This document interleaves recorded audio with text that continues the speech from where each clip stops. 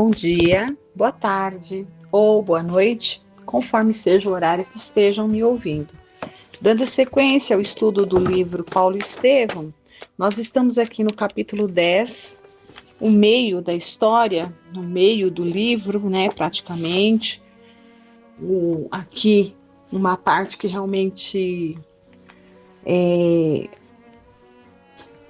é o meio, porque a forma como a gente vem falando, né, como que brilhantemente o Emmanuel arquitetou no sentido assim, ele pensou em como trazer essa história verídica desses personagens para nós, até arquitetou assim o livro em si, né, as disposições, os capítulos, de modo que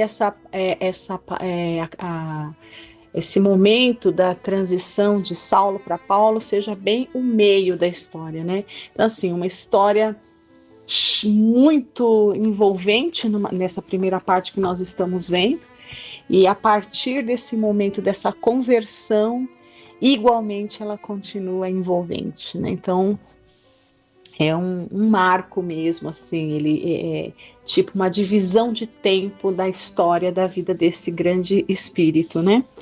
E nós estamos aqui nos aproximando desses momentos importantíssimos e definitivos para a trajetória espiritual de Saulo, né? Ele está indo juntamente com mais dois ou três aqui companheiros, né? Ele está partindo para Damasco com o intuito de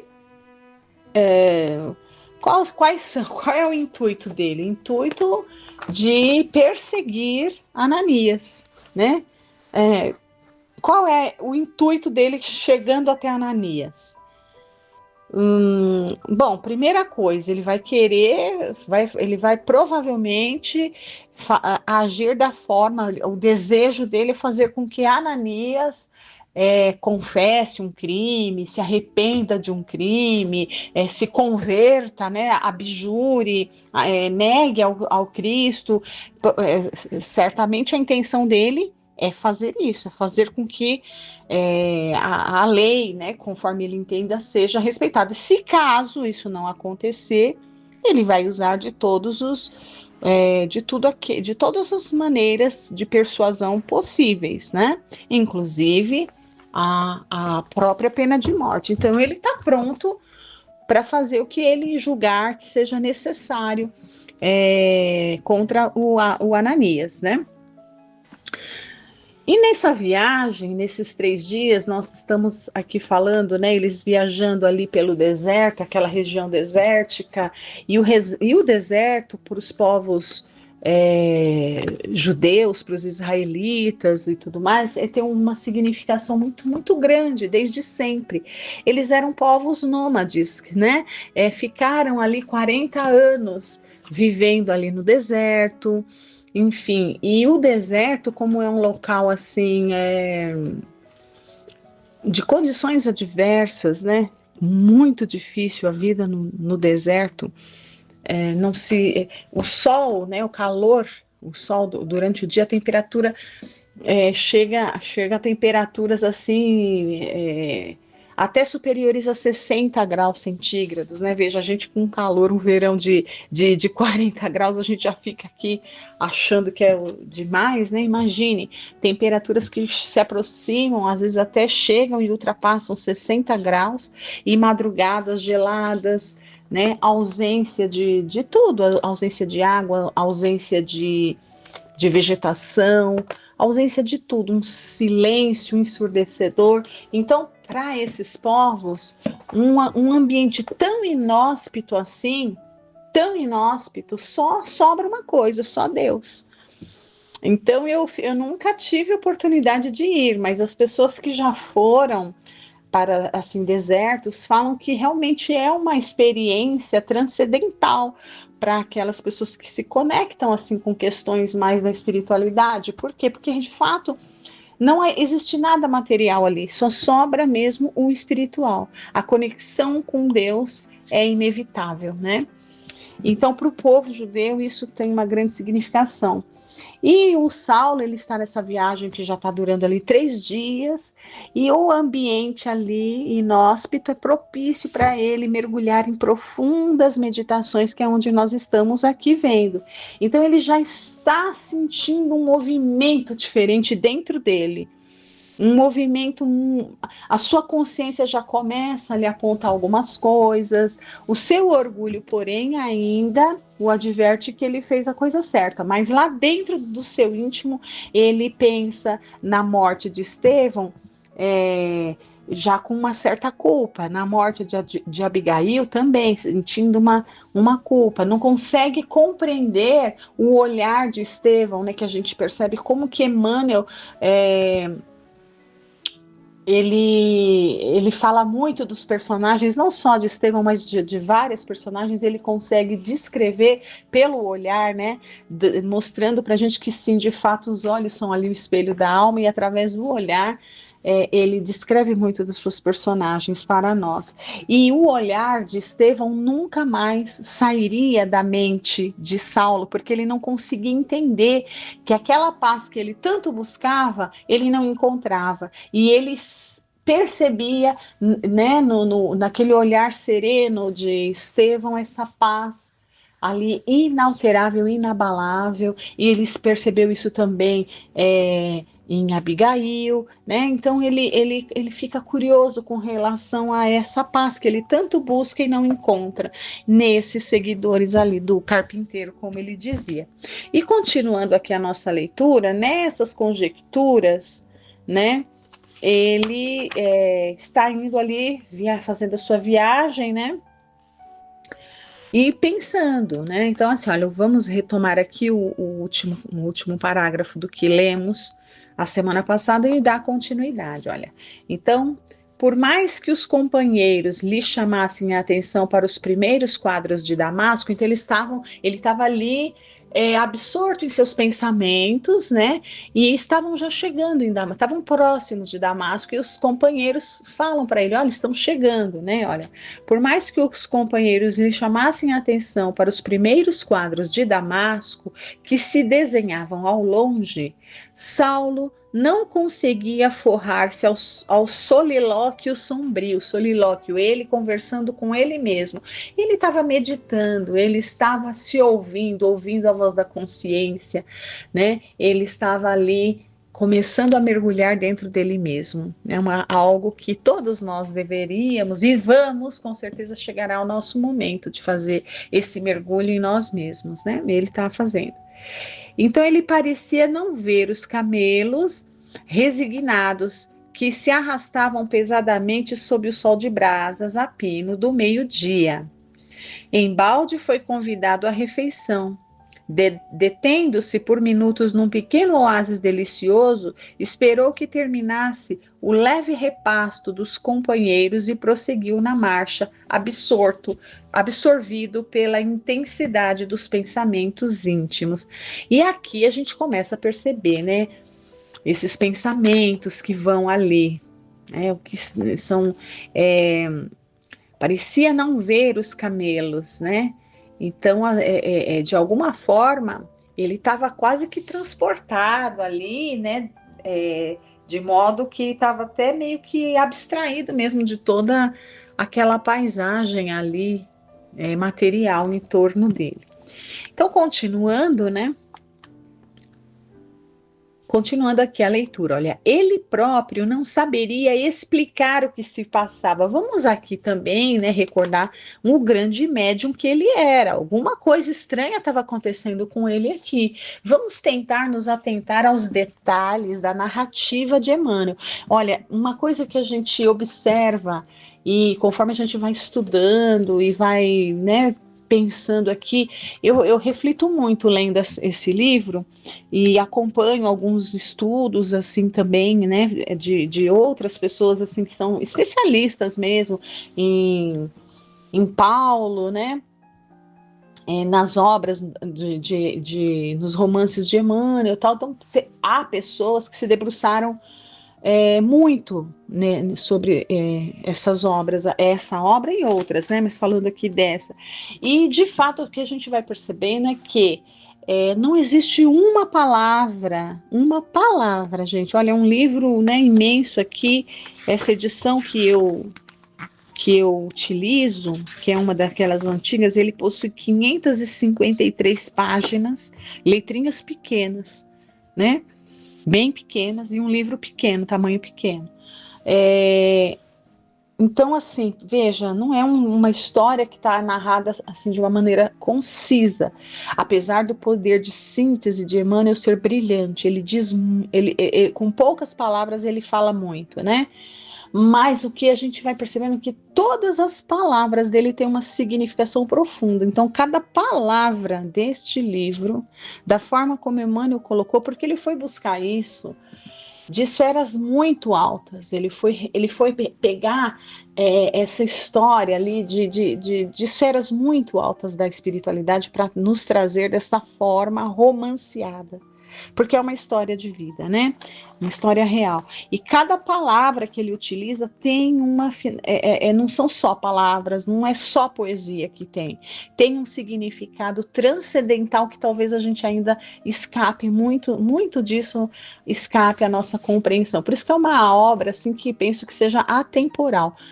Eu penso que quando nós estivermos ali, espíritos já regenerados, e pegarmos para ler essa obra, nós vamos encontrar detalhes aí que a gente não consegue perceber ainda, né, nas palavras do Emmanuel. Então vamos aqui continuando, né? Então, olha, quando ele fala aqui, quando ele fala, não saberia explicar o que se passava, para mim aqui soa, né? Nós vamos perceber aqui a mediunidade de Paulo. Era um grande médium, tanto que na sua jornada ele foi o médium de Estevão, que por sua vez era o médium de Jesus, né? Então, e no livro aqui vai ter um momento que vai ser dito isso, né? Jesus, quando ele tem um contato ali com Saulo, diz para ele ainda não tem condição de captar diretamente o pensamento de Jesus, mas o pensamento de Jesus vai chegar até ele através de Estevão, né? Então, Estevão vai estar com ele o tempo todo, tanto que na introdução, como nós lemos lá, o Emmanuel diz, né, não teríamos Paulo sem Estevão, né? Então, ele não está entendendo, ele não saberia explicar o que se passava, ou seja, a mediunidade, ele não está entendendo o momento mediúnico que ele está vivendo nessa sua viagem que o convida a olhar para dentro dele mesmo. Ele está captando tudo que está por vir, né? Porque não era um homem mau, ele era rígido, ele era severo, mas ele era muito bem intencionado, né? Ele era o vaso escolhido, como Jesus mesmo disse. Tanto que ele não precisou ser discípulo, ele já estava preparado, ele já tinha aprendido em outros momentos, em outros momentos que não aqui na Terra, né? Ele era o vaso escolhido, ou seja, ele foi o professor Severino Celestino, que é um professor de hebraico e um profundo estudioso. Ele traz assim algumas palavras, né, ali do hebraico antigo que era falado e a significação. Então ele diz que que Jesus, né, conforme está escrito lá antes da tradução, porque grega, né, no hebraico puro, ele diz que Jesus se refere a Saulo como um cli. Cli é uma palavra hebraica que significa escolhido.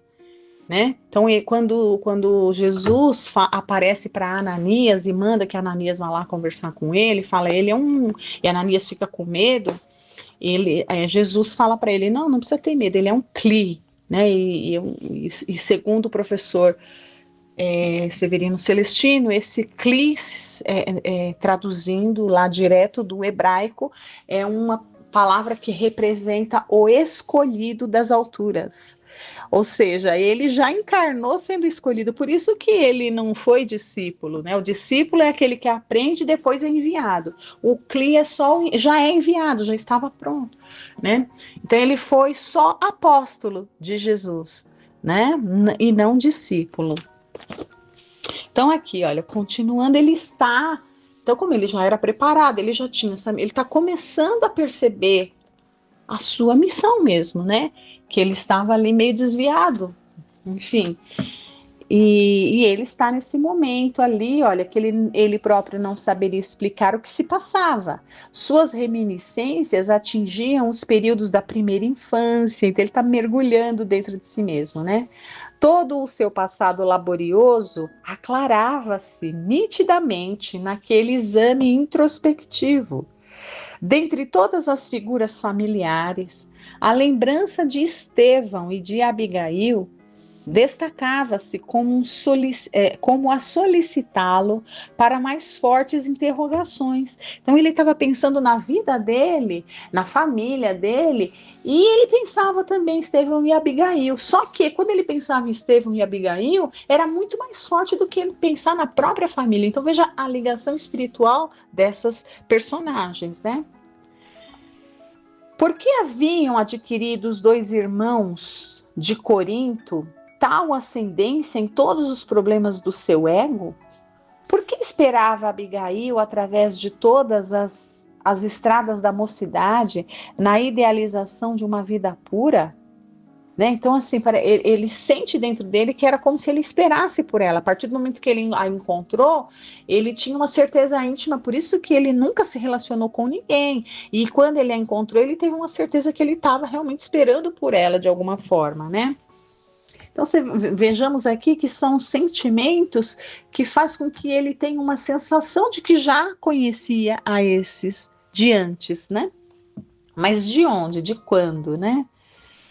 Olha, recordava os amigos mais eminentes e nenhum deles, olha que forte isso aqui, e em nenhum deles encontrou qualidades morais semelhantes às daquele jovem pregador do caminho que afrontara a sua autoridade político-religiosa diante de Jerusalém em peso, desdenhando a humilhação e a morte para morrer depois, abençoando-lhe nas resoluções iníquas e implacáveis.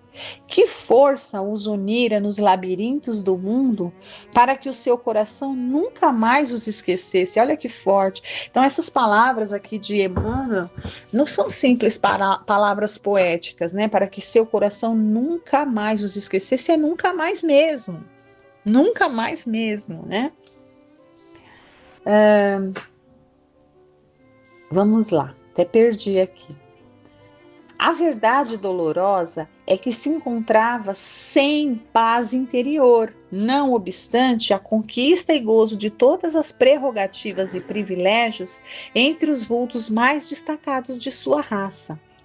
Enfileirava no pensamento as jovens que havia conhecido no transcurso da vida, as afeiçoadas da infância, e em nenhuma podia encontrar as mesmas características de Abigail, que lhe adivinhavam os mais recônditos desejos.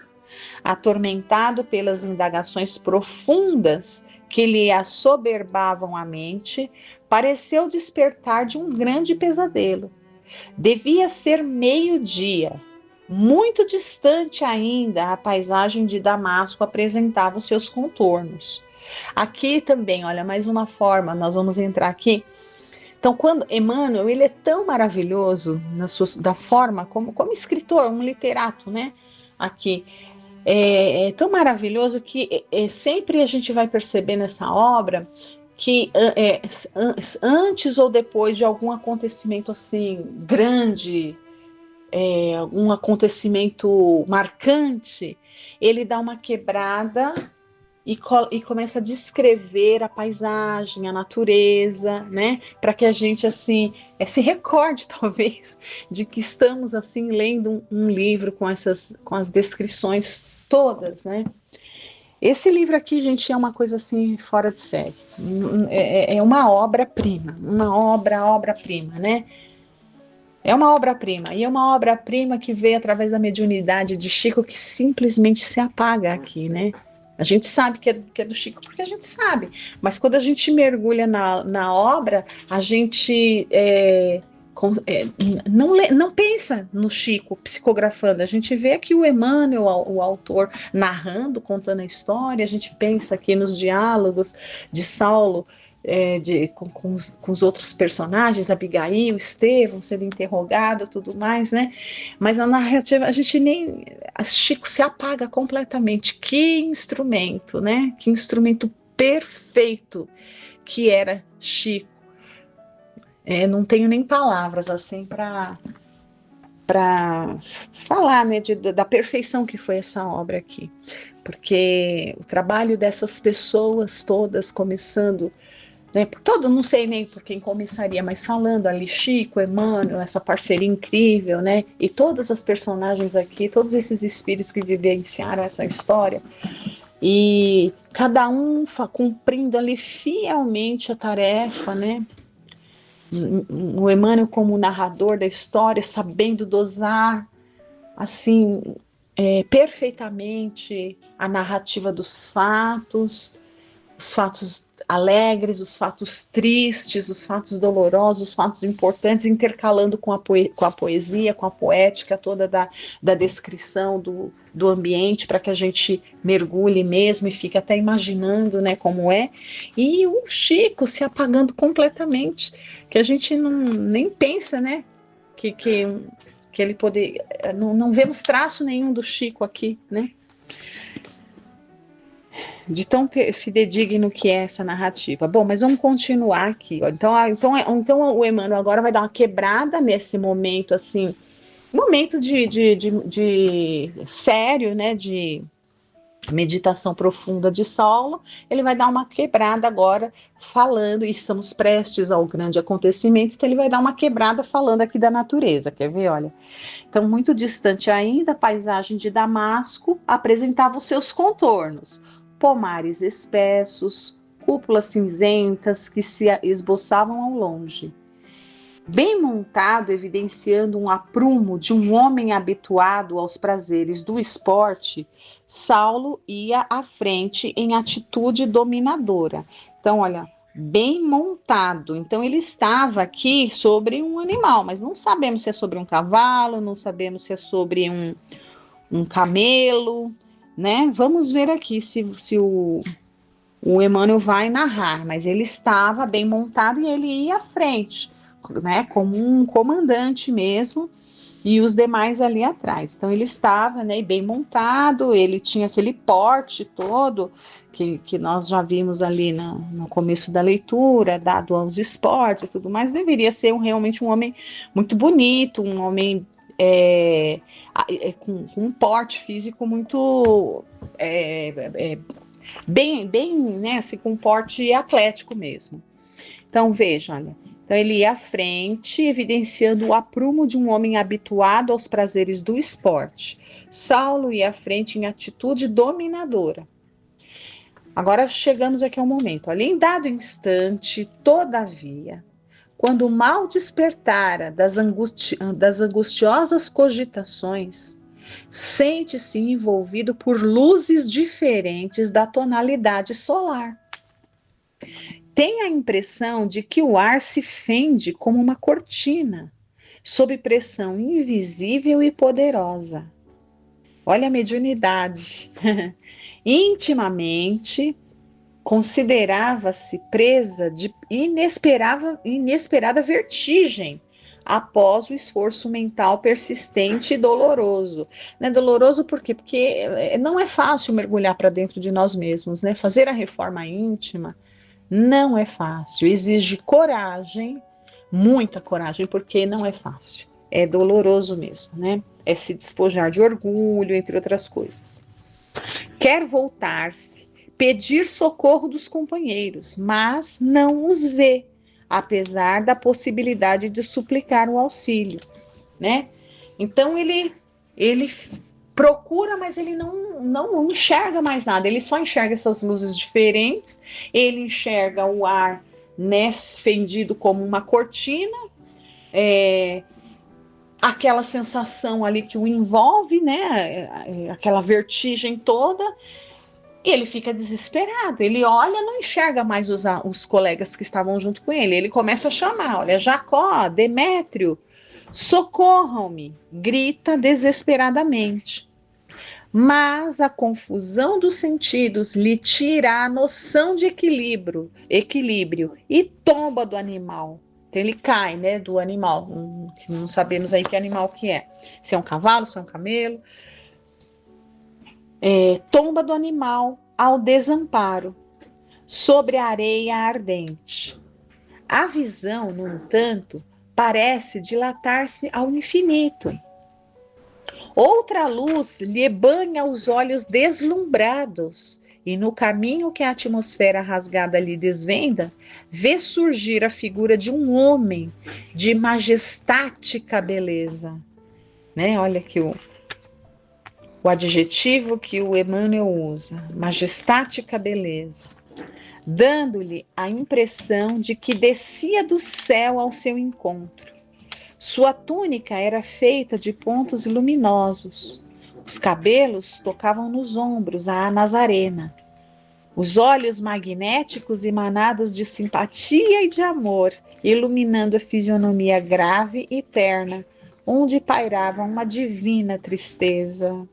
Uma divina tristeza, né? Então, Jesus sofre, né, por nós, as ovelhas desgarradas. O doutor de Tarso contemplava-o com espanto profundo, e foi quando, numa inflexão de voz inesquecível, o desconhecido se fez ouvir. Saulo, Saulo, por que me persegues?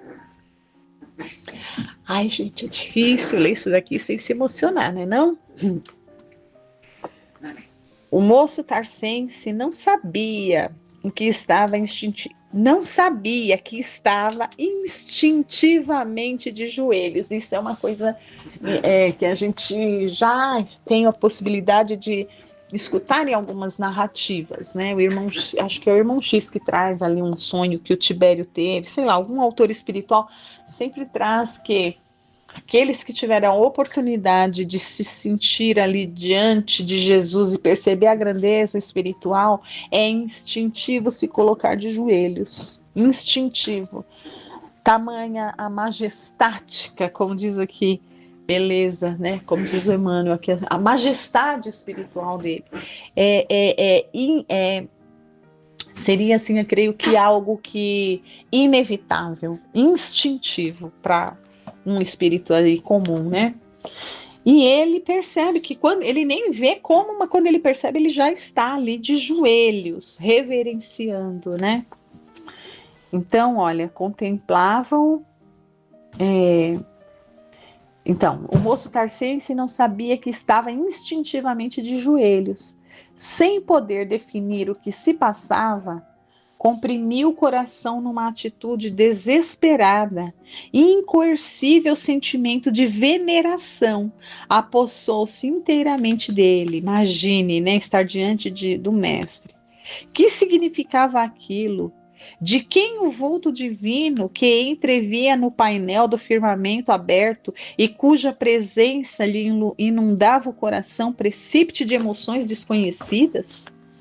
Enquanto os companheiros cercavam o jovem genuflexo, sem nada ouvirem nem verem. Então aqui, Emmanuel está deixando muito claro para todos nós que ele estava num momento de um transe mediúnico, Saulo, né? Porque esse momento era íntimo, era só ele que estava vivenciando aquilo ali. Foi uma experiência real, que ele captou ali com a sua sensibilidade mediúnica.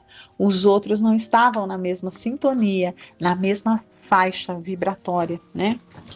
Olha, enquanto os companheiros cercavam o jovem genuflexo, sem nada ouvirem nem verem, não obstante haverem percebido a princípio uma grande luz do alto. Então veja, né? Então um momento ali, mas poxa vida, a natureza reflete alguma coisa, né? Reflete alguma coisa. Saulo interrogava em voz trêmula e receosa: Quem sois vós, Senhor? aureolado de uma luz balsâmica e num tom de inconcebível doçura, o Senhor respondeu: eu sou Jesus. Só isso, né? Eu sou Jesus. Ai, bom, eu nem vou continuar porque o próximo parágrafo aqui é longo e nós já estamos aqui terminando o nosso tempo. E eu vou deixar para a gente continuar aqui esse pequeno diálogo, e pequeno, né? Porque não durou muito tempo, mas riquíssimo. A gente vai deixar para a próxima semana e eu vou retomar esse momento aqui desse encontro. Agradeço a todos por estarem aqui acompanhando, espero que estejam gostando da leitura, da história, né, e desse estudo. Fiquem com Deus, uma boa semana a todos.